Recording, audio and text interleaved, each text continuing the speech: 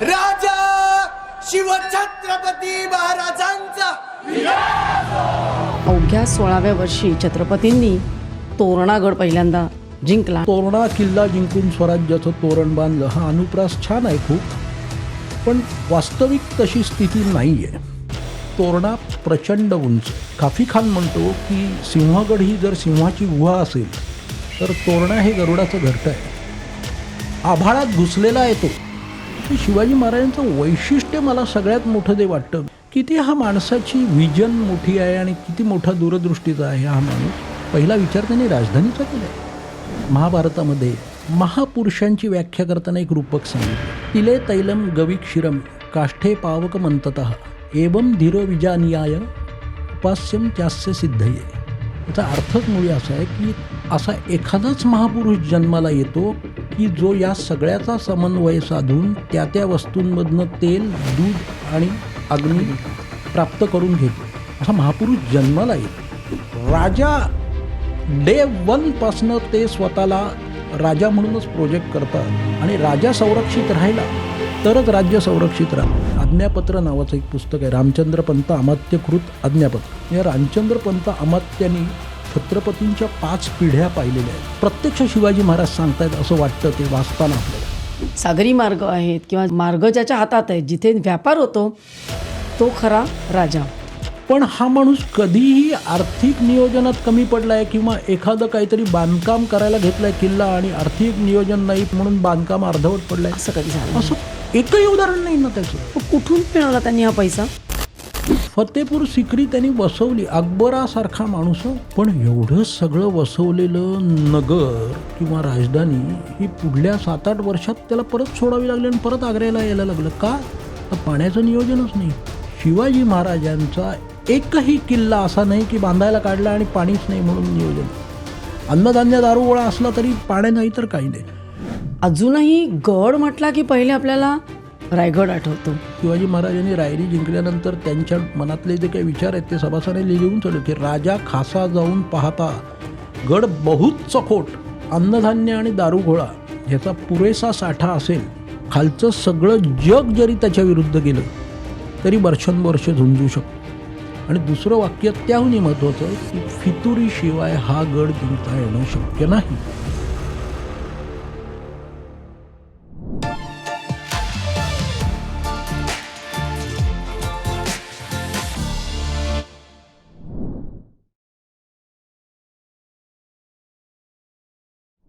नमस्कार अजितजी, तुमचं पुन्हा एकदा सर्व काहीमध्ये स्वागत आहे. तुम्ही बरोबर वर्षभरापूर्वी सर्व काहीत आला होतात. नमस्कार. आणि मला पुन्हा एकदा तुम्ही संधी दिलीत शिवचरित्राच्या बाबतीत काही सांगण्याची, कारण सांगण्यासारखं तर बरंच काही आहे. वर्षानुवर्षसुद्धा हा प्रवास सुरू ठेवू शकतो आपण, पण पुन्हा एकदा संधी दिलीत त्याबद्दल मी पण मनःपूर्वक आभार मानतो. तर गेल्या वेळेला आपण शिवाजी महाराजांबद्दल बरंच काही बोललो, पण त्याच्यानंतर मी विचार करताना मला जाणवलं की त्यांचा जो दूरदर्शीपणा होता, त्यांची जी रणनीती होती, त्याच्यामध्ये त्यांनी जे उभारले गड किल्ले, जे जिंकले, त्याचा फार मोठा सहभाग होता.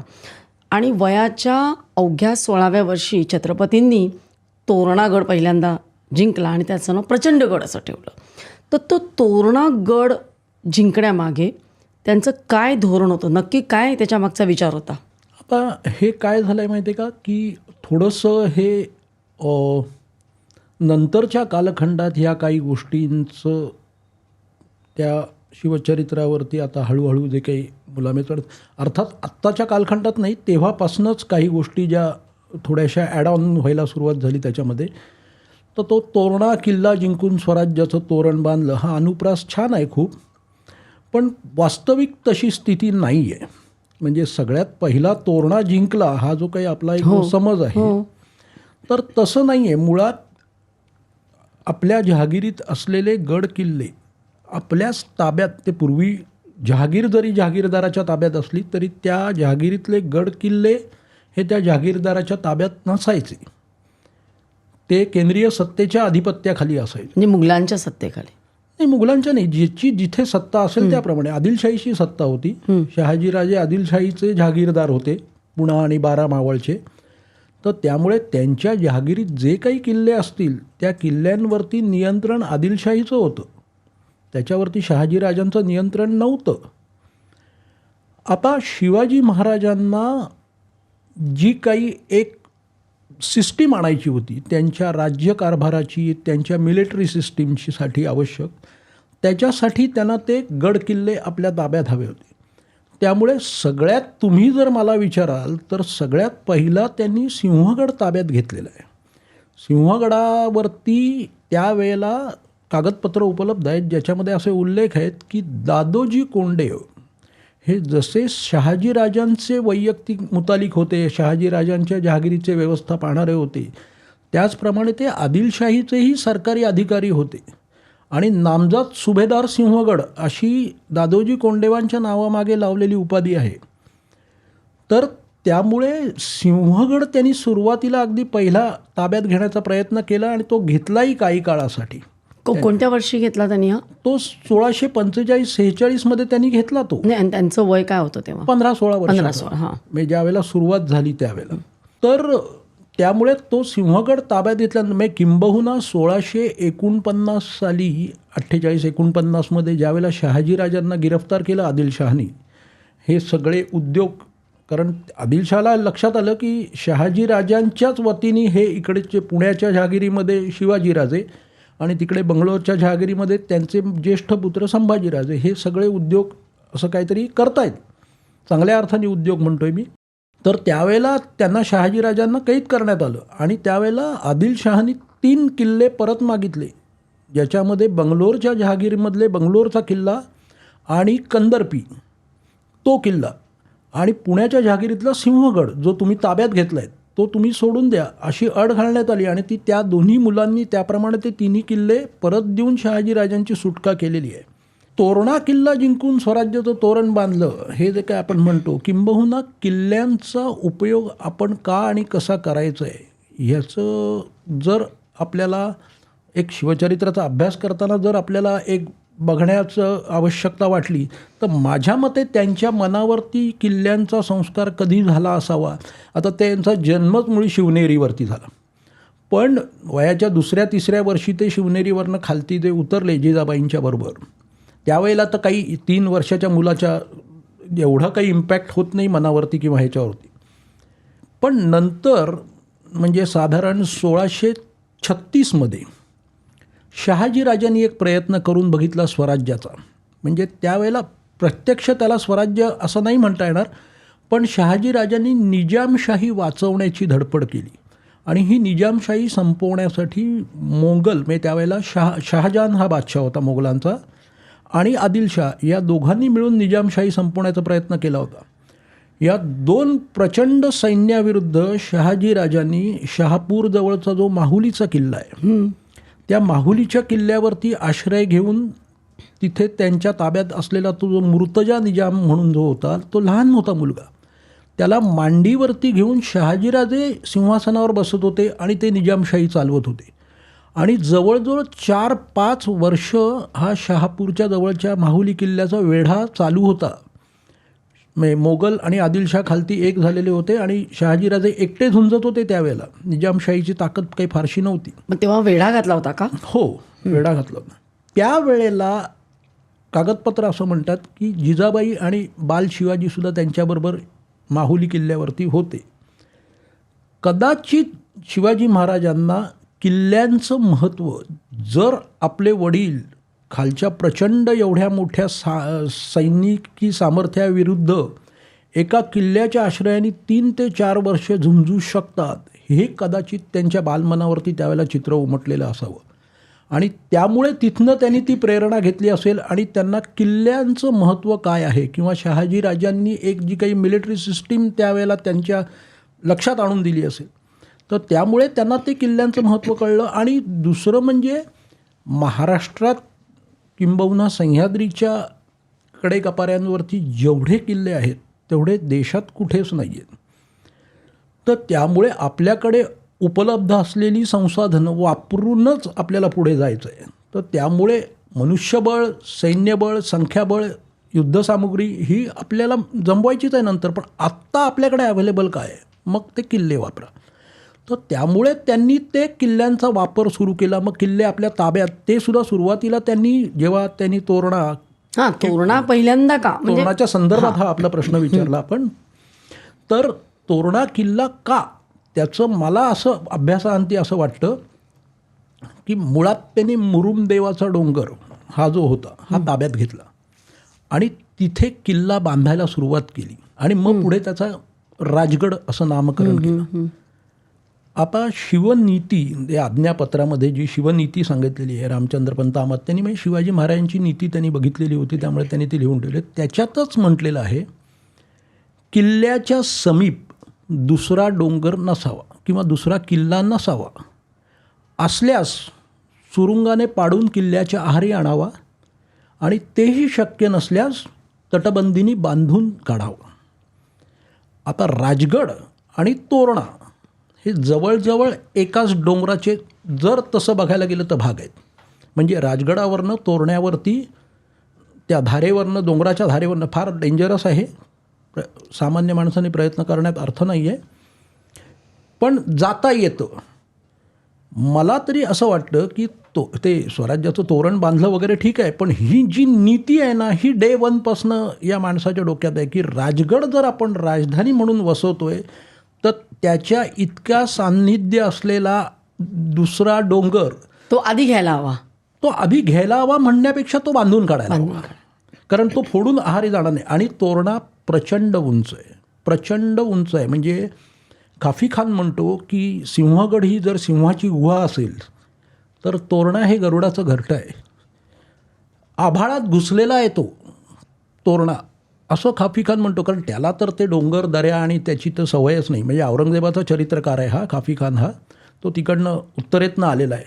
पण ज्यावेळेला नंतरच्या मराठ्यांच्या स्वातंत्र्य समराच्या वेळी ज्यावेळेला मराठ्यांचे किल्ले घेणं औरंगजेब चालू होतं, शिवाजी महाराजांच्या निधनानंतरची गोष्ट सांगतोय, त्यावेळेला तोरण्याच्या परिसरात आल्यानंतर तो काफी खान अक्षरशः म्हणजे तो अवाकच झाला की हे काहीतरी विचित्र आहे, तोरणा आकाशात घुसलेला आहे, किंबहुना आकाश तोरण्याने तोरून धरलेलं आहे, असं वगैरे त्यांनी वर्णन केलेलं आहे.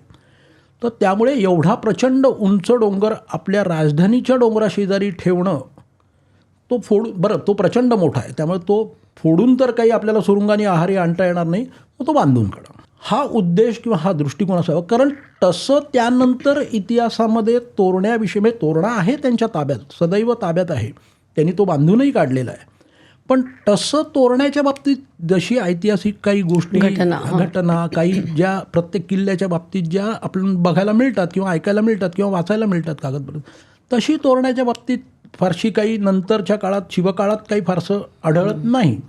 कदाचित खजिना ठेवण्यासाठी किंवा राजगडसुद्धा आज जर तुम्ही बघितलं तर बांधकाम जर बघितलं तर इतकं प्रचंड आहे की ते संपूर्ण व्हायलाच 15-1 वर्ष लागली असतील, 10 ते 12 वर्ष तर निश्चित लागले असतील राजगड बांधायला. त्या काळात तोरण्याचा काही, कारण तोरणा पटकन बांधून झाला असेल, त्या काळात तोरण्याचा काही उपयोग केला असेल त्यांनी राहण्यासाठी किंवा खजिना ठेवण्यासाठी किंवा संरक्षणासाठी. पण जवळजवळ त्यांची जी कारकीर्द होती 20-25 वर्षाची, त्याच्यामध्ये त्यांनी 300च्या वर किल्ले घेतले म्हणा किंवा डागडुजी करून घेतली. मग त्यावेळेला तुम्ही जे म्हणता शिवनीती, पण म्हणजे मग त्याच्यामध्ये रणनीती आहे, त्याच्यामध्ये प्रशासन, राजकीय परिस्थिती, कुठकुठल्या निकषांचा त्यांनी विचार केला कुठलाही किल्ला घेताना, एवढे सगळे किल्ले. आणि आता शिवाजी महाराजांनी काय केलं की मी मगाशी म्हटलं तसं की त्यांनी स्वतःची एक अभिनव मिलिटरी सिस्टीम बनवली आहे ना. आपण शिवाजी महाराज म्हटलं की गड किल्ले, एवढं आपल्याला ते समीकरण इतकं आपल्या मनात जुळलेलं आहे. एक गोष्ट आपल्याला लक्षात गेलं पाहिजे की शिवाजी महाराजांनी गड किल्ल्यांचा, म्हणजे शिवाजी महाराजांविषयी त्यांच्या कार्यकर्तृत्वाविषयी पूर्ण आदर राखून मी हे बोलतो की शिवाजी महाराजांनी काही गड किल्ल्यांचा शोध नाही लावलेला. गड किल्ल्यांचा शोध हा खूप आधीपासूनच आहे. म्हणजे महाभारतात गड किल्ल्यांविषयी उल्लेख आहेत, कसल्या कसल्या प्रकारचे किल्ले असायला पाहिजेत, कुठल्या कुठल्या किल्ल्यांमध्ये कुठल्या, गिरिदुर्ग, वनदुर्ग, जलदुर्ग, ह्या सगळ्या प्रकारचे किल्ले मनुस्मृतीमध्ये आहेत, शुक्रनीतीमध्ये आहेत, महाभारतात ह्याचे उल्लेख आहेत. तर त्यामुळे गड किल्ले आणि त्यांचे उपयोग हे फार पूर्वीपासून मानवाला ज्ञात होते. मधल्या काही कालखंडामध्ये परकीय आक्रमणं आली आणि त्याच्यानंतर राजवटी ज्या आहेत ह्या सपाटीवरती वसायला लागल्यामुळे गड किल्ल्यांचे उपयोग किंवा गड किल्ले दुर्लक्षित झाले होते. आता शिवाजी महाराजांनी हे चटकन ओळखलं की आपल्याला आपल्याकडल्या मर्यादित संसाधनांच्या निशी या सामर्थ्यवान शत्रूंशी झुंजायचं आहे. म्हणून त्यांनी किल्ल्यांचा उपयोग सुरू केला आणि मग त्यांनी किल्ल्यांची डागडुजी केली. आता त्याच्यामध्ये सुद्धा आपण सरसकट सगळे किल्ले एकाच माळेनी मोजतो, पण महाराजांच्या दृष्टीने त्या किल्ल्यांचे वेगवेगळे प्रकार असणार आहेत ना. म्हणजे काही किल्ले हे त्यांनी मिलिटरी कॅम्प्स किंवा मिलिटरी आपलं आत्ता जसे कॅम्प असतात मिलिटरीचे तळ असतात संरक्षण म्हणून त्यांनी ते वापरलेले आहेत. काही खजिना ठेवायला आणि ह्या दृष्टीने वासोट्याचा किल्ला वगैरे म्हणा तुम्ही किंवा लोहगड म्हणा, सुरतेवरून लुटून आलेली संपत्ती लोहगडावरती ठेवली होती त्यांनी. हां, कारण तो इंटिरियरमध्ये आहे ना, लोहगडपर्यंत शत्रू जर पोचू शकला तर मग तुमचं काहीच संरक्षण व्यवस्था नाही. हां, तर त्यामुळे ते त्यांनी काही किल्ल्यांचे उपयोग त्यांनी यासाठी केलेले आहेत. काही किल्ले लढाऊ म्हणून किंवा राजगड किंवा रायगडसारखे किल्ले त्यांनी राजधानी म्हणून. तर शिवाजी महाराजांचं वैशिष्ट्य मला सगळ्यात मोठं जे वाटतं गड किल्ल्यांच्या संदर्भात की स्वराज्याची प्रतिज्ञा घेतली जी काय आपण असेल ती 15व्या वर्षी म्हणतो आणि मुरुंबदेवाचा डोंगर घेऊन. किती हा माणसाची व्हिजन मोठी आहे आणि किती मोठा दूरदृष्टीचा आहे हा माणूस की त्यांनी लगेच तो मुरुंबदेवाचा डोंगर घेऊन तो वसवायला घेतला. म्हणजे त्यांनी पहिला विचार, अजून स्वराज्य निर्मिती व्हायची पहिला विचार त्यांनी राजधानीचा केला आहे. राज्य निर्माण झाल्यानंतर राजधानी येते ना क्रमाने इतरांच्या बाबतीत. शिवाजी महाराजांच्या बाबतीत ते आधी येतं.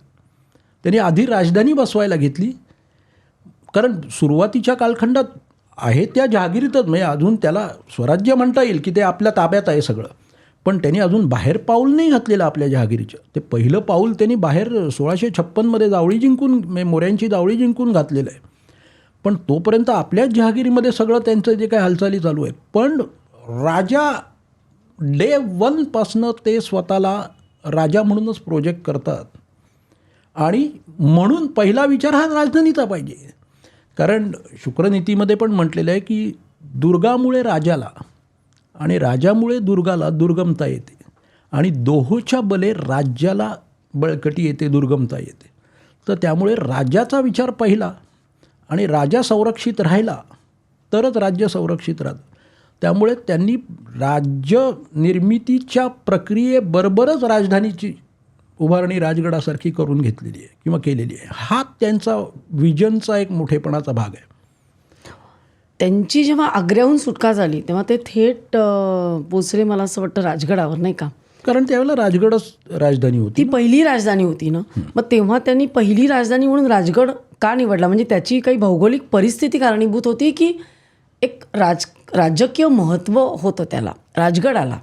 नाही, कारण सुरुवात त्यांची जी झाली ती त्यांच्या पुण्याच्या जहागिरीत झाल्यामुळे त्यांनी सभासदांनी सुद्धा म्हटलेलं आहे बखरीमध्ये की 12व्या वर्षी ते जेव्हा बंगलोरवरनं परत आले आणि त्यावेळेला ते पोटमोकासेदार शहाजीराजांनी त्यांना केलं. आपल्या जहागिरीमधला एक काही भाग त्यांना शिवाजीराजांच्या नावे करून दिला.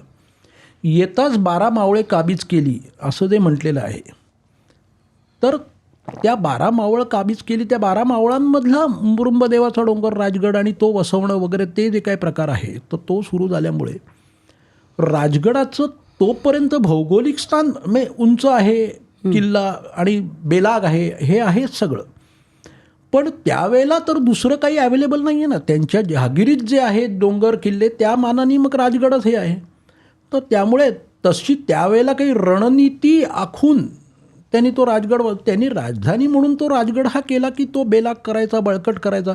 पण त्याचं भौगोलिकदृष्ट्या स्थान हे फार काही महत्त्वाचं नाही आहे हे त्यांच्या आधीच लक्षात आलं असेल, म्हणजे त्याबद्दल प्रश्नच नाही. पण 1664 साली मिर्झा राजा जयसिंगाच्या स्वारीच्या वेळेला त्यांना ते चांगलंच लक्षात आलं. कारण मिर्झा राजा जयसिंगांची स्वारी ज्यावेळेला आली त्यावेळेला स्वतः महाराज राजगडावर होते. मिर्झा राजांच्या काही घोडदळाच्या तुकड्या राजगडाच्या पायथ्यापर्यंत येऊन गेलेल्या आहेत आणि तिथली पायथ्याची काही गावं त्यांनी जाळपोळ केलेली आणि हे केलेलं आहे. त्या क्षणी महाराजांच्या लक्षात आलं की आपण शत्रूपासून म्हणजे राजधानी म्हणून तो चढायला उंच बळकट किंवा हे आहे, पण शत्रू इथपर्यंत सहजासहजी पोचू शकतो हे त्यांच्या लक्षात आलं. आणि म्हणून त्या क्षणी म्हणा किंवा त्याच्याही आधीपासूनच त्यांनी ते त्यांच्या व्हिजन ती त्यांची खूप मोठी होती. त्यामुळे त्यांनी ती राजधानी रायगड नंतरच्या काळात जी निवडली, पण अर्थात ती निवडली नंतरच्या काळात, पण त्याचं डोक्यात प्लॅनिंग आणि त्याप्रमाणे बांधकाम आधीच सुरू झालेलं असणार. म्हणून तर ते 1670 साली ते रायगडावरती त्यांनी राजधानी हलवली आणि 1674ला राज्याभिषेक पण. हा, मी तेच म्हणा होते की रायगडावर त्यांनी राज्याभिषेक केला आणि जिजाऊंची समाधीसुद्धा मला असं वाटतं तिथेच आहे. तर अजूनही गड म्हटला की पहिले आपल्याला रायगड आठवतो. आणि तुम्ही स्वतः रायगडाला फिरून बरंच काही तुम्हाला रायगडाबद्दल माहिती आहे, जी मला वाटतं लोकांना एवढी ज्ञात नाही आहे. नाही, रायगडाविषयी माहिती बऱ्याच जणांना आहे, काही त्याबद्दल प्रश्न नाही. मी सुद्धा बरीच पुस्तकं वाचून आणि पण मी आज गेले 30-32 वर्ष मी सगळे मिळून 30-40 किल्ले फिरलो असेल, ह्याच्या पलीकडे काही नाही. कारण मी ट्रेकर नाही आहे, मी अभ्यासक आहे. त्यामुळे मला अभ्यासाच्या दृष्टीने जे काही जिथे अवेलेबल मिळेल तिथे मी जातो. मग ते रायगडावरती मला ते भरपूर प्रमाणात मिळतं. तेच विशेष काय? विशेष काय म्हणजे मराठा नगर रचनेचं एक फार मोठं उदाहरण आहे ते. कारण आजही तिथे भग्न का होईना पण अवशेष रूपाने बरंच काही आहे. आणि आता तर सध्या बरंच एक्स्केव्हेशन आणि हे चालू आहे. तर रायगडावरती तुम्हाला व्यवस्थित एक मुळात काय झालं की राजगड जरी राजधानी म्हणून असेल 25 वर्ष आणि खूप बेलाग बळकट त्यांनी तो बांधून पण घेतला असेल त्यांच्या दृष्टिकोनाने वगैरे, पण राजगडावरती त्या मानाने जागा फार अपुरी आहे. म्हणजे 3 माच्या आहेत राजगडाला आणि मध्ये एक बालेकिल्ला आहे. सपाटी अशी फारशी नाही आहे, पण रायगडावरती त्या मानाने सपाटी भरपूर आहे. वरती गेल्यानंतर म्हणजे अर्थात आपण गेलो फिरायला लागलो तर ते सपाट नाही आहे, वरखालीच आहे सगळं. पण त्या मानाने बांधकाम करण्याच्या दृष्टीने किंवा राजधानीसाठी आवश्यक जे बांधकाम लागतं ते 18 कारखाने उभारणं आणि ह्या सगळ्या गोष्टी, अष्टप्रधानांचे महाल आणि ह्या सगळ्या गोष्टी करण्यासाठी लागणारी स्पेस रायगडावरती आहे. त्याही पलीकडे जाऊन रायगडाचं भौगोलिक स्थान हे जे काय आहे, जावळीच्या त्या घनदाट जंगलामध्ये आणि ह्याच्यामध्ये अक्षरशः आजही आपण ज्यावेळेला महाड मार्गे किंवा इकडनं सुद्धा निजामपूर मार्गे वगैरे रायगडला जातो ना, तर जवळजवळ 7-8 किलोमीटर जवळ जाईपर्यंत रायगड कुठे आहे तो आपल्या लक्षातच येत नाही. म्हणजे इतकं त्याचं ते दुर्लभपण आहे. कारण तो सगळीकडनं निसर्गतः संरक्षित आहे. म्हणजे एखाद्या खंदक खणावा ना एखाद्या दुर्गाला, तसा तो सगळीकडनं डोंगरांच्या रांगांनी वेढलेला आहे तो असा. आणि तो कुठेही सह्याद्रीच्या दुसऱ्या डोंगराशी जोडलेला नाही आहे. आणि त्यामुळे मला त्याचं नेहमी कौतुक वाटतं की पूर्वीची त्याची जी नावं होती, तणस, राशिवटा किंवा नंदादीप. नंदादीप किती छान नाव आहे त्याचं. तो नंदादीप म्हटल्याबरोबर आपल्या डोळ्यासमोर जे उभं राहतं, तो असं साखळीला टांगलेला असतो तो आणि मध्ये त्याचं हे असतं. रायगड तसा आहे अक्षरशः, संपूर्ण सह्याद्रीच्या डोंगरा रांगांनी वेढलेला, जवळ जाईपर्यंत तुमच्या दृष्टीपथात येणार नाही. आणि जवळ जरी गेलात तरी त्याचा बेलागपणा, त्याचे तुटलेले कडे, कुठनंही त्याला इतर ठिकाणून चढायला वाव नाही आहे. आणि हे त्यांच्या त्या क्षणी पहिल्याच वेळेला ज्या क्षणी ते रायगडाला आले, रायरी जावळीच्या मोऱ्यांकडनं जावळी जिंकल्यानंतर तो पळून रायरीवर जाऊन बसला. तर त्यावेळेला त्याच्या मागोमाग ते जेव्हा आले त्या क्षणी महाराजांना त्याचं बेलागपण लक्षात आलं. कारण असं घडलं की 16 जानेवारी 1656ला जावळी जिंकली त्यांनी. त्यावेळेला मोरे तिथनं पळाले आणि रायगडवर येऊन बसले. पण महाराजांनी जावळी ताब्यात घेतली, तिथली सगळी व्यवस्था लावली आणि फेब्रुवारी-मार्चच्या सुमारास, मार्चमध्ये महाराज मोऱ्यांच्या पाठोपाठ म्हणजे त्यांचा पाठलाग करत ते रायरीच्या किल्ल्याशी आले. आता तुम्ही गंमत बघा की त्यांनी रायरीला वेढा दिला. तेव्हा रायरी कोणाच्या ताब्यात होतं? मोऱ्यांच्या. जावळी त्यांच्या ताब्यात होती. हां. पण महाराजांना वेढा द्यावा लागला आणि तो वेढा पुढे चालू राहिला. तो वरचं बरं, मोऱ्यांनी काही एवढे मोठे विजनरी नव्हते आणि त्यांना काही राज्य वगैरे असं काही त्यांच्याकडे नव्हतं. शिवाजी महाराजांची दृष्टी कुठल्याच इतर जहागीरदारांकडे नव्हती. त्यामुळे तो घाई गडबडीने एक तर जावळी जिंकल्यामुळे पळून आलेला, त्यामुळे तो रायगड वेल इक्विप्ड नव्हता त्यावेळेला, रायरीचा किल्ला. तो असाच धावत जीव वाचवण्यासाठी आलेला आणि त्यामुळे महिन्यात 1.5 महिन्यात त्याच्याकडलं अन्नधान्य, दारुगोळा ह्या गोष्टी संपायला आल्या. पण महाराज जवळजवळ 1.5 महिना खालती वेढा देऊन आहेत. ह्याचा अर्थ आपल्या एक लक्षात येतो की म्हणजे काहीतरी रायरीवरती एक संरक्षण व्यवस्था होती, नाही तर महाराजांनी चटकनच जाऊन जिंकला असता ना तो. नंतरच्या काळात शिवाजी महाराजांचे मावळे आणि त्यांचे सगळे सैनिक वगैरे भराभरा कुठल्याही किल्ल्यांच्या धारेवरनं जाऊन किंवा कड्यावरनं, आता तानाजीचं आपल्याला उदाहरण माहिती आहे, हे असे जे किल्ले जिंकायचे, पण रायरी तसा जिंकणं शक्य नाही आहे हे त्यांच्या लक्षात आलं. आणि काहीतरी एक डिफेन्स सिस्टीम मोऱ्यांकडे पण होती, ती कमकुवत होती, दुर्बल होती, पण ती होती. तर त्यामुळे त्यांच्या रायरीचं महत्त्व, रायरी या डोंगराचं किंवा रायरी या किल्ल्याचं महत्त्व त्यांच्या ते त्या क्षणी लक्षात आलं. आणि मी ते सभासदांनी वर्णनसुद्धा करून ठेवलेलं की शिवाजी महाराजांनी रायरी जिंकल्यानंतर त्यांच्या मनातले जे काही विचार आहेत ते सभासदांनी लिहून ठेवले की राजा खासा जाऊन पाहता गड बहुत चखोट, गडाचे कडे ताशिल्याप्रमाणे 1.5 गाव उंच, धोंडा पाशीव एकच आहे, पर्जन्य काळी देखील कडियावर गवत उगवत नाही. हे सगळं लिहून ठेवलेलं आहे. हो, सभासदांनी लिहून ठेवलेलं आहे. आणि दौलताबाद हा पृथ्वीवरील सर्वोत्कृष्ट गड खरा. दौलताबाद हा किल्ला औरंगाबाद जवळचा, म्हणजे त्यावेळचा औरंगाबाद, आता आपण त्याला संभाजीनगर म्हणतो, देवगिरीच्या यादवांचा, हा संरक्षणात्मकदृष्ट्या सर्वोत्कृष्ट मानला जातो. कारण त्याला अनेक संरक्षणाच्या पातळ्या आहेत, त्या पार करून तुम्ही जाता त्यावेळेला तुम्ही किल्ल्यात प्रवेश करू शकता. त्यामुळे दौलताबाद हा पृथ्वीवरील सर्वोत्कृष्ट गड खरा, पण उंचीने थोटका. कारण तो सह्याद्रीच्या डोंगर रंगातला दौलताबाद नाही, तो सपाटीवर वसलेला किल्ला आहे. पण उंचीने थोटका, त्याचेहुनी दशगुणी उंच, ऐसे पाहून बहुत खुश वक्त झाले आणि ते समयी बोलले तख्तास जागा हाच गड करावा. म्हणजे वयाच्या 26व्या वर्षी ज्या क्षणी या माणसाने तो रायरीचा किल्ला ताब्यात आणला, त्या क्षणी त्याच्या मनात आलं असेल, त्यांच्या मनात आलं असेल की ज्या वेळेला आपण सिंहासनाची सार्वभौम सिंहासनाची निर्मिती करणार आहोत किंवा राज्याभिषेक करून घेणार आहोत, त्या क्षणी राजधानीचं स्थान हे फक्त रायगडच असणार आहे. कारण त्याची दुर्गमता, त्याचं मुळातच नैसर्गिक अभेद्यपण आणि हे नंतरच्या काळात हे फक्त शिवाजी महाराजांनाच जाणवलं अशातला भाग नाही. परकीयसुद्धा जे कोणी आले ना, शिवाजी महाराज तिथे असताना परकीय वकील किंवा हे लोक जे आले, त्यांनाही ते बघून हैराण झाले. म्हणजे टॉमस निकल्स तो म्हणतो की हा पूर्वेचा रॉक ऑफ जिब्राल्टर आहे आणि इतका अभेद्य किल्ला पृथ्वीच्या पाठीवर दुसरा नाही. कारण तोपर्यंत शिवाजी महाराजांनी जिंकून आणि त्यांचं तिथे वसतिस्थान निर्माण झाल्यानंतर त्यांनी तर ती अभेद्यता आणि हे प्रचंड प्रमाणात वाढवली संरक्षणात्मकदृष्ट्या.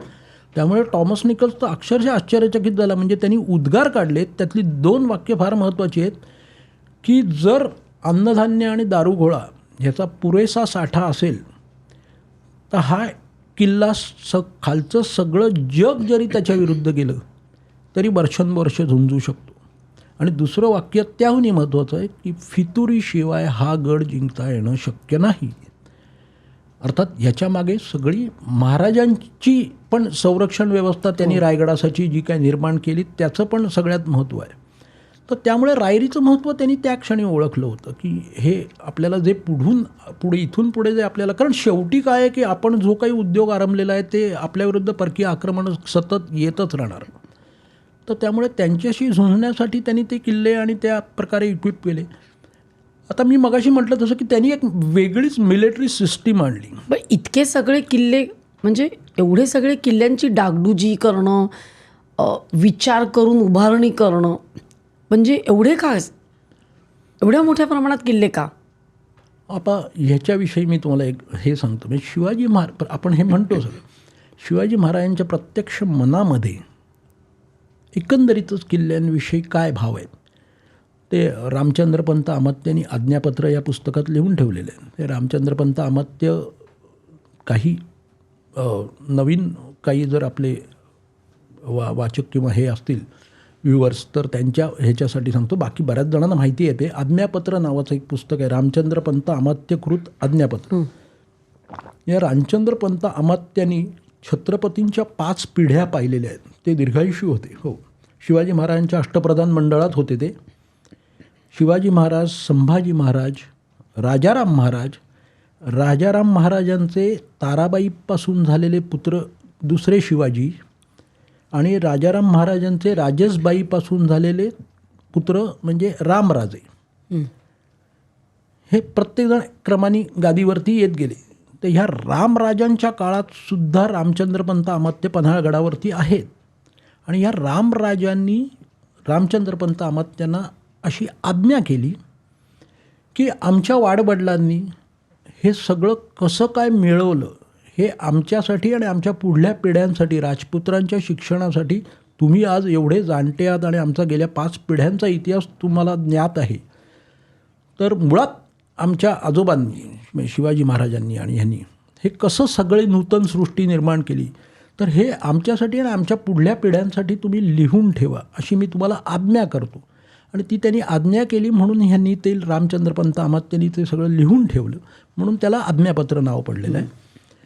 त्या आज्ञापत्रामध्ये त्यांनी बऱ्याच गोष्टींचा उहापोह केलेला. थोडक्यात चाणक्यांनी ज्याप्रमाणे कौटिल्य अर्थशास्त्र लिहिलं त्याच प्रकारचं आणि त्याच तोडीचं काम आहे रामचंद्रपंत अमात्य. तर त्यांनी ती शिवनीती सगळी लिहून काढलेली आहे आणि ती 9 वेगवेगळ्या प्रकरणात आहे. त्याच्यामध्ये राजा, प्रधान मंडळ कसं असलं पाहिजे, राजांनी कसं वागलं पाहिजे, प्रधानांनी, अष्टप्रधानांनी कसं वागलं पाहिजे, साहुकार, त्याच्यानंतर वतनदार, अशी वेगवेगळी प्रकरणं आहेत.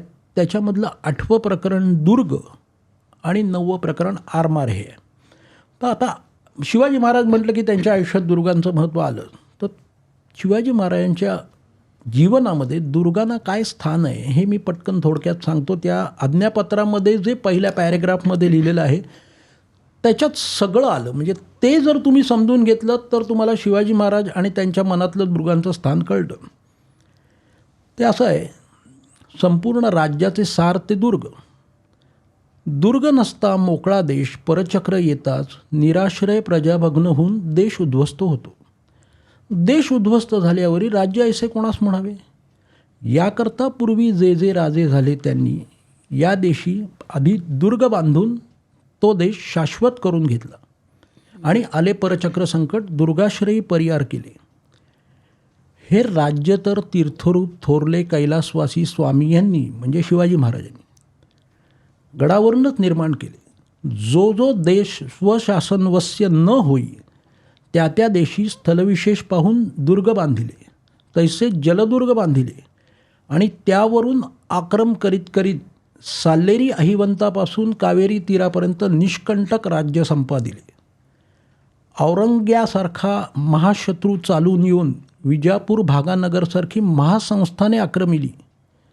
संपूर्ण 30-32 वर्ष या राज्याशी अतिशय केला. त्यांनी अतिशय केला असं म्हणजे अतिशय त्यांनी प्रयत्न केले औरंगजेबाने. संपूर्ण 30-32 वर्ष या राज्याशी अतिशय केला. त्याचे यत्नास असाध्य काय होते, परंतु राज्यात किल्ले होते म्हणून अवशिष्ट तरी राज्य राहिले. पुढे पूर्ववत करावयास अवकाश झाला. म्हणजे औरंगजेबाची एवढी 25-27 वर्षाची त्याची जी मोहीम होती ती गड किल्ले होते म्हणून ती संपुष्टात आली, किंबहुना महाराष्ट्री राज्य राहिलं. पुढे अमात्य असं म्हणतात की गडकोट विरहित जे राज्य ते अभ्रपटल न्याय आहे.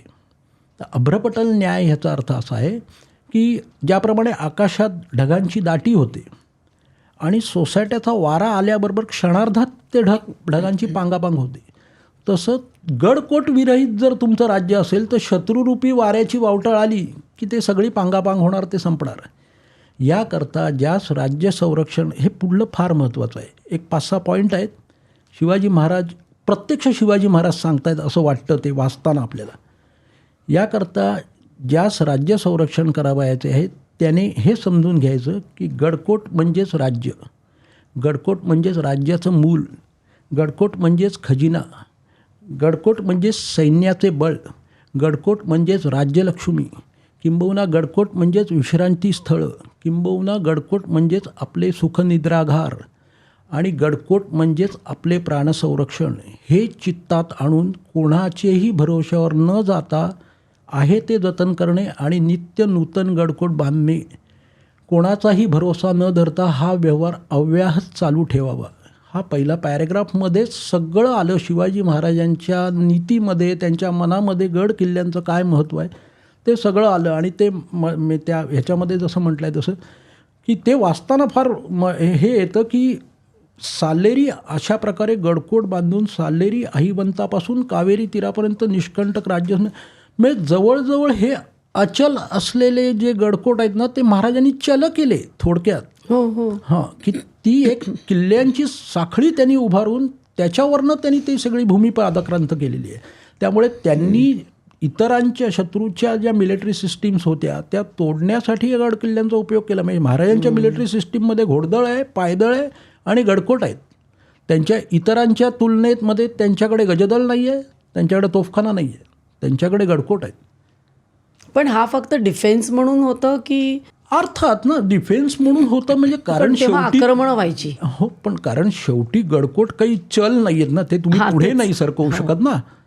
ते तुम्ही पुढे नाही सरकवू शकत म्हणजे तुम्ही पुढे जाऊन तुम्ही शत्रूच्या प्रदेशात जाऊन तिथले परत एकदा तुम्ही गडकोट जिंकायचे आहेत आणि तो परत एक बेस तयार करायचा आहे. असं करत करतच तुम्हाला जायला पाहिजे ना. त्यामुळे शेवटी गडकोट हे संरक्षणाच्या दृष्टीनेच हे आहे. आणि सुरुवातीच्या काळात त्यांचं जे काही सगळं दिसतं आपल्याला की तो डिफेन्सिव्ह अटॅकच आहे सगळा. कारण सगळ्याच गोष्टींची कमतरता होती आणि सुरुवात केल्याबरोबर चहूबाजूनी तुमच्या अंगावर जर शत्रू चालून आला तर तुम्हाला डिफेन्स मुळात आधी तुमचं राखणं हे सगळ्यात महत्त्वाचं आहे ना. आणि शत्रू केवढा मोठा होता. सगळेच शत्रू मोठे होते ना. इथे तर शून्यातनंच सगळी सुरुवात आहे ना. तर त्यामुळे सगळेच शत्रू मोठे होते आणि त्यामुळे मगाशी आपण जो प्रश्न विचारला होता त्या संदर्भात मला आत्ता एक पॉईंट आठवला की ते वेगवेगळे किल्ले जे त्यांनी त्याचं वर्गीकरण केलेलं असणार त्यांच्या मनामध्ये. आज आपल्याकडे त्याची तशी काही अवेलेबिलिटी असेलही कदाचित, मला तरी अजून वाचनात आलेलं नाही. पण त्यांनी शत्रूचा प्रदेश जिंकल्यानंतर ते गडकोट जे जिंकायचे ना त्याच्यामागे त्यांची एक भूमिका असायची की त्यातली एक भूमिका ही होती की काही किल्ले हे व्यापारी मार्गांवरचे आहेत. तो किल्ला ताब्यात आल्यानंतर तिथल्या प्रदेशावरती तुमचं नियंत्रण आलं आणि त्यामुळे ऑटोमॅटिकली तिथल्या रस्ते जे आहेत वरती चढणारे आणि खाली उतरणारे यांचं नियंत्रण तुमच्या ताब्यात आलं आणि त्यांचं नियंत्रण तुमच्या ताब्यात आल्याबरोबर व्यापारावरची जकात तुमच्याकडे आली. म्हणजे ह्याला आर्थिक महत्त्व होतं. म्हणजे आता आपण जे म्हणतो जिओ पॉलिटिक्समध्ये की ज्याच्या हातात सागरी मार्ग आहेत किंवा जे मार्ग ज्याच्या हातात आहेत जिथे व्यापार होतो तो खरा राजा. हां, म्हणजे आर्थिक नियोजन हा तर म्हणजे शिवछत्रपतींचं सगळ्यात मोठं वैशिष्ट्य हे आहे की हिंदू राजांमध्ये प्रचंड प्रमाणात तुमच्याकडे आहे तर ते तुम्हाला आर्थिक नियोजन तरी पाहिजेच. पण ज्या माणसाने शून्यापासून निर्माण केलं आहे सगळं, पण हा माणूस कधीही आर्थिक नियोजनात कमी पडला आहे किंवा एखादं काहीतरी बांधकाम करायला घेतलं आहे किल्ला आणि आर्थिक नियोजन नाही, पैशाची चणचण आहे, पैशाची तरतूद झालेली नाही म्हणून बांधकाम अर्धवट पडलं आहे, असं कधी झालं असं एकही उदाहरण नाही ना त्याचं. मग कुठून मिळवला त्यांनी हा पैसा? म्हणजे त्यांची ती बांधणीच कशी होती? कारण इतके सगळे किल्ले बांधले. मी तेच विचार करते आता प्रतापगड अफजलखानाच्या वधामुळे किंवा सिंहगड तानाजींनी जे बलिदान केलं त्यामुळे, पण बाकीचे इतके किल्ले आहेत, अज्ञात पण आहेत ते, पण तरीसुद्धा त्याचं महत्त्व ओळखून ते उभे केले त्यांनी. त्याच्यामागे आर्थिक गणितं काय होती? आर्थिक गणितं म्हणजे हीच की एक तर व्यापारातनं मिळाला पाहिजे पैसा आणि त्यामुळे जकात मिळाली पाहिजे, त्यामुळे तेच किल्ले आपल्या ताब्यात ठेवा. त्यांनी हेरले म्हणजे किल्ले. हो म्हणजे त्याप्रमाणेच त्यांच्या हालचाली आहेत. कुठलेही असे हे नाही. हां, कारण उगाच कारण नसताना ताकद कशाला लावा. गडकोट उभारणं हा काही माझा छंद नव्हे. त्यासाठी मला जे करायचं आहे त्या उद्दिष्टांमधलं एक हे गडकोट आहे. तर त्यामुळे मी 500 किल्ले उभारले हा काही माझा आयुष्याचं ध्येय नाही आहे. मला असेच किल्ले आणि अशाच ह्या गोष्टी ताब्यात पाहिजेत की स्वराज्यासाठी त्याचा उपयोग होईल. आणि मग त्यांनी शत्रूच्या आर्थिक राजधानीवर घाला घालणं आणि ह्या मार्गाने त्यांच्या राज्याचा टॅक्स पण 40% वगैरे टॅक्स आहे शिवाजी महाराजांच्या राज्याचा. पण प्रजा आनंदाने देत होती कारण याच्या आधी प्रजेला कर भरून सुद्धा काहीच हातात पडत नव्हतं. पण एकदा टॅक्स दिला की शिवाजी महाराजांनी नंतर कधीही प्रजेसमोर राज्याभिषेकाचा खर्चसुद्धा सभासद म्हणतो की त्यांनी वतनदारांवर मिरासपट्टी लावून काढला. प्रजेवरती नाही टॅक्स लावला त्यांनी नवीन की आता मी राज्याभिषेक करतोय, मी शपथविधी करतोय तर आता ते पैसे वाढलेत मग ते दरवेळेला कुठेतरी लावून येणार कशात तरी नाही. कारण तो आपण आपल्या राज्याच्या सोयीसाठी म्हणून केलेला भाग आहे, त्याचा प्रजेला झळ पोचण्यात काही कारण नाही आहे. तर ते त्यांनी आर्थिक नियोजन केलं आणि मग ते अफाटच केलं, त्याबद्दल प्रश्नच नाही की त्यांना कधीही त्याची चणचण वाटली नाही. आणि नुसतं आर्थिक नियोजन नाही, मला इथे एक त्यांच्या नियोजनाचा त्यांच्या दूरदृष्टीचा जो एक मला प्रकर्षाने जाणवतो ना, विशेषतः मला कधी जाणवतो तो आग्र्याला आपण जातो आग्र्याचा किल्ला बघतो, वा छान ते पेठा बिठा. काही जण त्यातले फतेपूर सिक्रीला जातात. फतेपूर सिक्रीला सुद्धा आपण ते बघतो सगळं छान छान. मग ते जोधा अकबर पिक्चरमध्ये दाखवलेले ते सीन बीन, म्हणजे तिथे तर एक तो असा बुद्धिबळाचा पट अकबरांनी बसवली ती फतेपूर सिक्री ही राजधानी म्हणून. आणि मग त्यांनी आग्र्यावरनं आपली राजधानी फतेपूर सिक्रीला नेली. तिथे एक बुद्धिबळाचा पट आहे म्हणे की त्याच्यावरती खरे तो माणसं, घोडे, हत्ती वगैरे उभे करायचा आणि असा वरती बसून तो ते हलवायचा वगैरे, असं ते सगळं आहे. काय आहे खरं खोटं माहिती नाही आपल्याला. पण फतेपूर सिक्री त्यांनी बसवली. अकबरासारखा माणूस की ज्यांनी मोगलांचं राज्य साम्राज्यात रूपांतरित केलं, तो पण कर्तृत्ववान होता, याबद्दल वाद नाही. पण फतेपूर सिक्री बसवल्यानंतर त्यांनी आग्र्यावरनं राजधानी फतेपूर सिक्रीला हलवली. काही किलोमीटर अंतरावरती आहे आग्र्यापासून फतेपूर सिक्री. पण एवढं सगळं बसवलेलं नगर किंवा राजधानी ही पुढल्या 7-8 वर्षात त्याला परत सोडावी लागली आणि परत आग्र्याला यायला लागलं. का? तर पाण्याचं नियोजनच नाही, पाण्याचं दुर्भिक्ष जाणवायला लागलं. म्हणजे तुम्ही काय केलं ना, शिवाजी महाराजांचा एकही किल्ला असा नाही की बांधायला काढला आणि पाणीच नाही म्हणून नियोजन. कारण पुन्हा एकदा आज्ञापत्रामध्ये दुर्ग ह्या प्रकरणात त्यांनी दिलेलं आहे, डोंगरावर आधी उदक पाहून किल्ला वसवावा. अच्छा, असं लिहिलेलं आहे? हो हो, आधी पाण्याचा शोध. म्हणजे हे बघा कसं असतं की प्रॅक्टिकलीच विचार करायला पाहिजे आपण, ते भावनात्मक होऊन काही अर्थ नाही. शिवाजी महाराजांना एखाद्या डोंगरावरती किल्ला वसवायचा आहे, त्यांच्या मनात आलं, राजा बोले दळ हाले, असं नाही होत. ते एक डिपार्टमेंट असतं. ते डिपार्टमेंट जातं वरती आणि ते पाहणी करतं. त्या डिपार्टमेंटमध्ये सगळ्या प्रकारची माणसं असतात. मग त्याच्यामध्ये पाणके असतात. ते तिथे शोध घेतात की पाणी काही जिवंत झरे लागणार आहेत का. मग ते रिपोर्ट करतात की हो आहेत बाबा, इथे खणलं तर जिवंत झरे लागतील आणि हे करतात. मग दुसरं एक डिपार्टमेंट असतं की जे तिथल्या दगडाचा अभ्यास करतं की इथे जो दगडाचे सगळे किल्ले जे बांधलेले आहेत ते वरतीच दगडाच्या खाणी काढून बांधलेले आहेत. असं काय खालनं दगड नेणंच शक्य नाही आहे, नाही तर आयुष्यात एक किल्ला बांधून नाही होणार खालनं दगड न्यायला लागले तर. तो जो दगड तर आहेच, पण तो खाणीतनं जो दगड काढणार आपण आणि जो बांधकामासाठी वापरणार, आणि सगळ्यात महत्त्वाचं किल्ल्यामध्ये की तटबंदी, त्या तटबंदीसाठी लागणारा जो दगड आहे तो शत्रूच्या तोफांच्या माऱ्याला टिकून उरला पाहिजे. बरोबर. असा दगड मिळणार आहे का तुम्हाला? तर आहे. म्हणजे ते असं सगळं डिपार्टमेंट वरती जाऊन सगळ्या गोष्टींची पाहणी करायचं आणि मग येऊन रिपोर्ट द्यायचं की हो ठीक आहे, किल्ला बांधायला योग्य आहे, आणि मग किल्ला बांधायचा. चेकलिस्ट असायची. हो हो हो, प्रश्नच नाही, त्याशिवाय किल्ला. आणि म्हणून तर म्हटलं काय की आधी उदक पाहून किल्ला बांधावा. म्हणजे त्यांचं पाण्याचं नियोजन, या फतेपूर सिक्रीवरनं मला ते लक्षात आलं की पाण्याचं नियोजन त्यांनी व्यवस्थित एक पॅरेग्राफ केलेला आहे की दुर्गावरती, डोंगरावरती आधी उदक पाहून किल्ला बांधावा. मग आता पाणी, की पाण्याचे झरे आहेत, ओके, तिथे लागल्या विहिरी खणल्या तर पाणी लागलं आहे. शिवाजी महाराज आज्ञापत्रात असं म्हणतात की निव्वळ नैसर्गिक झरे लागलेत यावरती खुश होऊन तुम्ही राहू नका. कारण पण त्यांनी पुढे सांगून ठेवलेलं आहे आज्ञापत्रात. किम निमित्त? की झुंजात, युद्धात भांडियांच्या आवाजाने, म्हणजे तोफांच्या माऱ्याच्या व्हायब्रेशननी, खालनं शत्रूची आणि वरनं तुमची तोफांची जी बंबार्डिंग सुरू होणार, त्या व्हायब्रेशननी भूगर्भातले खडे हलतात आणि त्यामुळे तुमच्या दृष्टीने जो जिवंत झरा, विहिरी लागलेला आहे, पाणी लागलेलं आहे, ते कदाचित कुठेतरी दगड हलवून आटला तो झरा. तुम्हाला आत्ता कळणार नाही. पावसाळ्यानंतर किंवा काही दिवसानंतर ज्यावेळेला त्यातलं पाणी संपेल आणि नवीन पाणी येणार नाही, त्यावेळेला तुम्हाला कळेल की अरे च्छा, हा झरा आटला आहे, हे पाणी बंद झालं आहे. आणि मग अशा वेळेला वेढा पडला असला तर काय, आणि तुमचं अन्नधान्य दारुगोळा असेल पण तुमचं पाणी संपलं तर 24 तासात तुम्हाला किल्ला खाली करायला पाहिजे. आणि म्हणून त्यांनी प्रत्येक किल्ल्यावरती नैसर्गिक विहिरी आणि झऱ्यांच्या व्यतिरिक्त पाण्याची टाकी खोदून ठेवलेली आहे दगडात, कातळात. त्यातलं सुद्धा काही पाणी जखारियाचं पाणी असं म्हणून ठेवायचं असतं, म्हणजे आपत्कालीन आपण जे म्हणतो पाण्याचे साठे, त्याच्यासाठी त्याचा वापर करावा.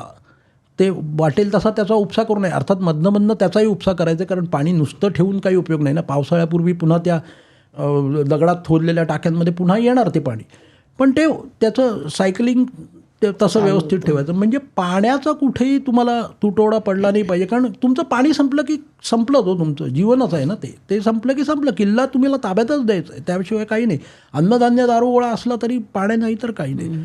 इतकं बारीक नियोजन, म्हणजे ह्या माणसाने कधी विचार केला असेल हो ह्या सगळ्या गोष्टींचा, ते आश्चर्यचकित करण्याची गोष्ट आहे. आता हे झाले जमिनीवरचे किल्ले, पण त्यांनी सागरी किल्ल्यांना सुद्धा तेवढंच महत्त्व दिलं ना. निश्चितच मगाशी मी म्हटलं तसं व्यापारासाठी. व्यापारासाठी म्हणण्यापेक्षा शिवाजी महाराजांचं कसं आहे माहिती आहे का? हां, जे इतर राज्यकर्त्यांकडे नाही आहे ते त्यांच्याकडे आहेच ना. त्यामुळे तो विषयच नाही त्यांना, की त्यांना का लक्षात आलं ते विषयच नाही. मी त्याविषयी एक छोटंसं तुम्हाला उदाहरण सांगतो. म्हणजे महाभारतकारांनी महाभारतामध्ये महापुरुषांची व्याख्या करताना एक रूपक सांगितलेलं आहे. तिले तैलम गवी क्षीरम काष्ठे पावक मंततः एवं धीरो विजानियाय उपास्यम त्यास्य सिद्धये. याचा अर्थच मुळी असा आहे की तिळामध्ये तेल, गाईमध्ये दूध आणि लाकडामध्ये अग्नी अंशरूपाने असतोच. पण असा एखादाच महापुरुष जन्माला येतो की जो या सगळ्याचा समन्वय साधून त्या वस्तूंमधनं तेल, दूध आणि अग्नी काढतो, प्राप्त करून घेतो. असा महापुरुष जन्माला येतो.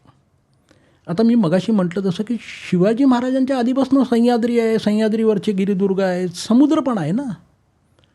या सगळ्याचा समन्वय साधून ह्या महापुरुषाला ते लक्षात आलेलं आहे की ह्या सगळ्या नैसर्गिक गोष्टींचा सुद्धा समन्वय साधत आहे.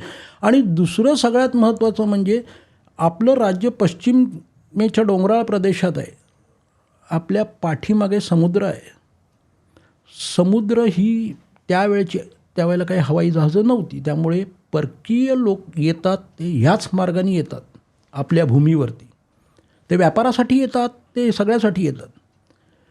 पण व्यापारासाठी म्हणून येतात आणि ते इथली भूमी पादाक्रांत करतात हे त्यांनी चटकन ओळखलेलं होतं. आणि त्यामुळे मुळात त्यांनी दाखवताना असं दाखवलं की व्यापारासाठी आरमार उभारतोय म्हणून. पण मग हळूहळू त्या व्यापारासाठी उभारलेल्या जहाजांवरती तोफा चढवल्या. जहाजांसाठी लागणाऱ्या आवश्यक तोफा छोट्या प्रकारच्या आणि ह्या असतात त्या चढवल्या. मग ते खलाशी चढवले, लढवय्या हे चढवलं. असं करत करत त्यांनी ते आरमार सजवलं. आणि सुरुवातीच्या काळात ज्यावेळेला त्यांनी ते आरमार बांधलं तर त्यावेळेला त्यांनी ती जी काही जहाजं आपल्या ह्याच्यासाठी जी बांधली त्यातली व्यापारासाठी वेगळी बांधली. मस्कतपर्यंत वगैरे सुद्धा त्यांचं व्यापार चालू होता. पण तो काही फार मोठ्या प्रमाणात शिवाजी महाराजांच्या काळात कधी झाला नाही आरमार व्यापारीदृष्ट्या. पण इंग्रज जे सुरुवातीच्या काळात म्हणत होते की हे किरकोळ आहे हो आरमार. एक तर त्यांनी काय केलं की आपली पहुंच कुठपर्यंत आहे. माझे या क्षेत्रातले एक गुरु आहेत अजित वामन आपटे. तर ते नेहमी खूप छान वाक्य म्हणतात शिवाजी महाराजांच्या संदर्भात. वो हर एक चीज को अलग अंजाम देते थे. किती सुंदर आहे वाक्य. तर त्यांनी ती जी जहाजं किंवा बोटी ज्या काही उभारल्या ह्या इंग्रजांकडल्या एकतर ते परदेशातनं आलेले, त्यामुळे ते खोल समुद्रातनं आलेले, त्यामुळे त्यांच्या जहाजांची डेप्थ ही खूप मोठी असायची.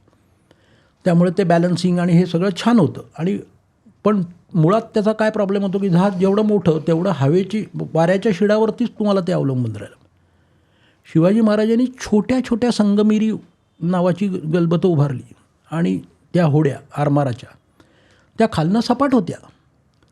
त्यामुळे डीप समुद्रात नव्हत्या जाऊ शकत त्या फारशा, किंवा तिथे जाऊन त्यांचा फारसा मिळेल. पण त्यांना आपली टेरिटोरी माहिती होती ना, आपल्याला कुठे हालचाल करायची ती. बरं वारा पडला तरी ते भराभर वल्हून ते चपळ होते. त्यामुळे जे इंग्रज ह्या आरमाराला किरकोळ मानायचे तेच पुढल्या 15-20 वर्षात अवाक झाले. आणि म्हणजे शिवाजी महाराजांनी त्यांचा पराभव केला आहे. म्हणजे किंबहुना शिवाजी महाराजांच्या आयुष्यातली शेवटची लढाई ही आरमाराची आहे. म्हणजे तो पद्मदुर्ग उभारत असताना महाराज स्वतः नव्हते तिथे, पण आरमाराची लढाई झालेली आहे इंग्रजांविरुद्ध. जंजिरा आणि मुंबई ह्याच्यामधलं एक बेट, कारण तो जंजिऱ्याचा सिद्धी नेहमी त्रास द्यायचा आणि पळून मुंबईला जायचा आणि मुंबईवरनं परत जंजिऱ्यावर यायचं. आता त्याचा मधला जो मार्ग आहे सागरी पण मार्ग असतात, त्याच मार्गाने जावं लागतं. असं वाटेल तिथनं नाही जाऊन चालत.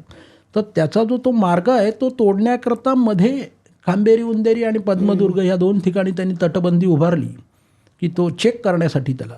तर ते ज्यावेळेला पद्मदुर्गची तटबंदी बांधत होते त्यावेळेला इंग्रजांच्या लक्षात आलं, कारण ते चाणाक्ष होते की हा माणूस इथे बांधकाम करतोय म्हणजे ह्याचा शेजार नकोच आपल्याला, म्हणून त्यांनी इंग्रजांनी हल्ला केला. पण त्यावेळेला दौलत खान आणि दर्यासारंग जे आपले होते आरमाराचे प्रमुख, त्यांनी इंग्रजांना हरवलेलं आहे त्या आरमारी लढाईमध्ये.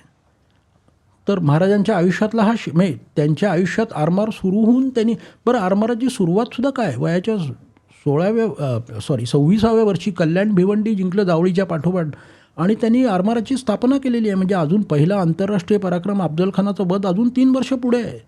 त्याच्या आधीच आरमाराची स्थापना. म्हणजे ते विजन सगळ्या गोष्टी कळतात ना. आणि कोकणकडे आणि आरमाराकडे एकंदरीत बघण्याचं नवनिधी असं त्यांनी खूप छान नाव दिलेलं आहे. आणि जगाकडे बघण्याची खिडकी असं त्यांनी समुद्राला आणि आरमाराला नाव दिलं. तर त्यामुळे ते प्रश्नच नाही. म्हणजे त्यांची ती व्हिजन, आरमार आणि ते सगळं, आणि भारतीय नौदलाचं जनकच आहेत ते, no doubt about that. Ajitji, तुम्ही इकडे आलात आणि म्हणजे शिवाजी महाराजांबद्दल तर तुम्ही बोलताच समोर असून, पण त्यांनी बांधलेले गड किल्ले दुर्ग ह्याच्या मागची त्यांची राजनीती, रणनीती, दूरदृष्टी याबद्दल आमचे डोळे उघडले. खूप काही सांगितलं आणि खूप सांगण्यासारखं आहे. तुम्ही इथे आलात त्याबद्दल खूप खूप धन्यवाद. Thank you so much. तुम्ही म्हणलात ते अगदी योग्य आहे की खूप काही सांगितलं नाही, खूप सांगायचं राहून गेलं आहे. पण ते शिवचरित्राच्या बाबतीत नेहमीच होणार आहे की ते कितीही सांगितलं तरी ते कमीच राहणार आहे. मी पण सगळ्या टीमचे आणि तुमचे वैयक्तिक आभार मानतो. धन्यवाद. तर प्रेक्षको, आज आपल्याला शिवाजी महाराजांच्या स्वराज्याचा एक महत्त्वाचा आपण ज्याला म्हणू पाया आहे, म्हणजे जे दुर्ग आहेत, किल्ले आहेत, त्याच्याबद्दल अजितजींनी खूप सुंदर सांगितलं. मला खात्री आहे की तुम्हाला सगळ्यांना एपिसोड खूप आवडला असेल, त्याच्यातनं खूप माहिती मिळाली असेल आणि प्रेरणासुद्धा मिळाली असेल. हा एपिसोड जास्तीत जास्त लोकांपर्यंत शेअर करा, लाईक करा आणि सर्व काहीला सबस्क्राईब करायला विसरू नका. पुन्हा भेटूया पुढच्या वेळी असाच एखादा विषय घेऊन, अशाच एखाद्या तज्ज्ञ गेस्टबरोबर सर्व काहीमध्ये.